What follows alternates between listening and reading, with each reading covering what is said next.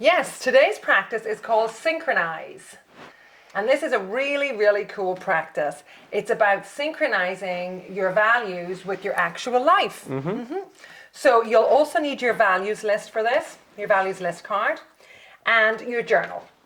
So I am going to take you through it step by step. So first of all, you choose your top 10 values from the list.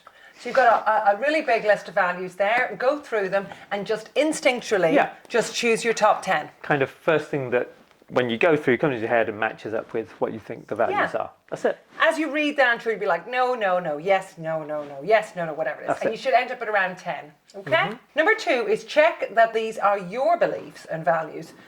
Or are they your parents, your partner, company, or culture?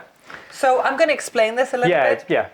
So again, instinctually, you might be choosing out values or beliefs that are actually not authentic to you, but that you have adopted from your family or culture or work. And you might be like, oh, how can that happen? Well, basically, you know, you've got at least 18 years at home in the home environment. You might have worked for an organization for a long time, or there might be people that you've been in touch with in a long time within your culture that have influenced you, and you have absorbed some of their values. Now, some of those values might be still authentic to you, but it's really worth having a check as you reach those 10. Is this my voice in my head? Or is this the voice of somebody else that I hear in here? Is this my mother's voice or my boss's voice? Exactly. Yeah? Yes. That's it. I very quickly to mention, I once was at a company where I think the company's one of the key ethoses was like competition. It was like smash the competition, kill the competition. And I never ever aligned with it. It just was never ingrained in me, for example. So I had to always just like, you know what, that's not me. I'm not about being salesperson of the year or whatever. Yeah. I didn't stay at that company very long. Let's put it that way. Right, but in the beginning, Honorban, what could happen is that actually you could actually absorb it. Yes, and that was drummed into me for months and months and months. Absolutely. So I had to live my life like that. Yeah, a good example for me family would be privacy. So my parents were very private people, even some of my siblings, and it's not a value that I hold close to my heart. And sometimes I've stayed stum and actually not spoken, but honesty is actually one of my high values. So, and openness. So, you know, that's like, they're kind of in conflict. And so, you know, you just have to understand that this is my value, not this. So it's just worth reflecting, you know, after you've written down your list in your journal, on today's page, just reflecting, is this truly my value? And then you could go back or down and just tick to make sure they're your values. Sorry. And if you find that a lot of them are not yours, go back onto your list, have another look, and just rethink about it. Yeah. Okay, number 3 is a little bit more tricky. This is, are you living your life in sync with your values? So again, this is another reflective moment. So I think the best way to think about this is, imagine that you have hired a private eye, okay? And that they are going to follow you for a day and take photographic evidence of you. And then when they present that in the file, does that marry up with what you've said is your values? So like I was saying there, got to do with privacy. If I had ticked privacy as one of my values, right? And then the private eye follows me and I'm on Instagram every day and I'm on Facebook and I'm sharing everything with everybody and I'm telling everybody everything about myself.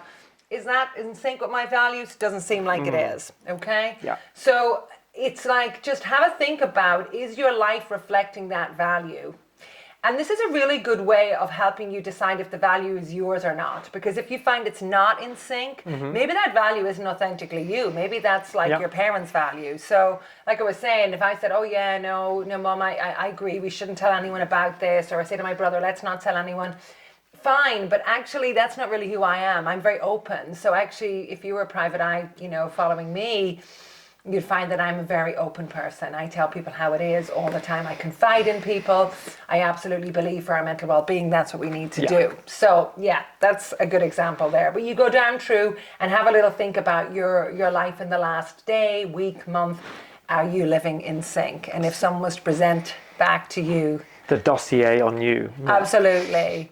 Yeah. Does it match up? Would you be happy with it? Yeah, exactly.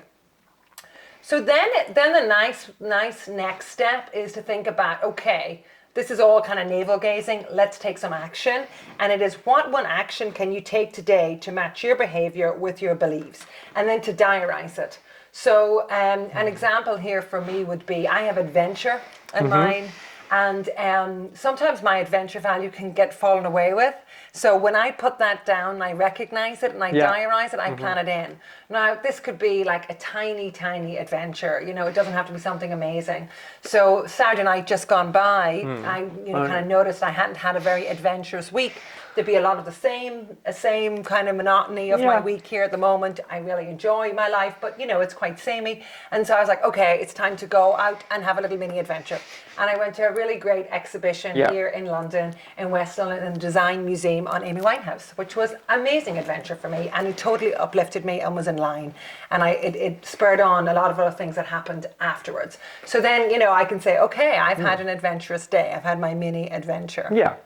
So you go about that, you did a little diarise. Yes. And you went ahead and did it, made sure it happened. I thought, okay, here's the gap, Saturday afternoon, I'm not needed here, I'm not needed there, have a bit of me time, and I'm going to go off and have a mini adventure. And, you know, going by myself, I was completely alone, but it was absolutely brilliant. Yeah, so that's what you need to do. Figure out what your value that you want to make real today, diarise it, and make it happen. Absolutely. So that is synchronized. So you're trying to sync your behavior and your belief. For some of you, this will be really easy and it will happen like really naturally. For others, you will really have to have a good think.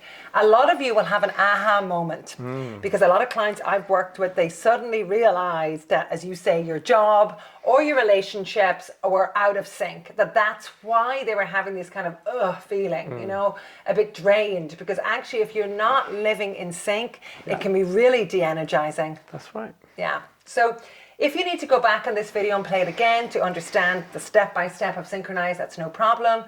Repeat this anytime you want to. And as we always say, the more you repeat it, the easier it gets. That's why we say sticky, sweet, repeat. Good luck with it. And have fun with it. We will see you tomorrow.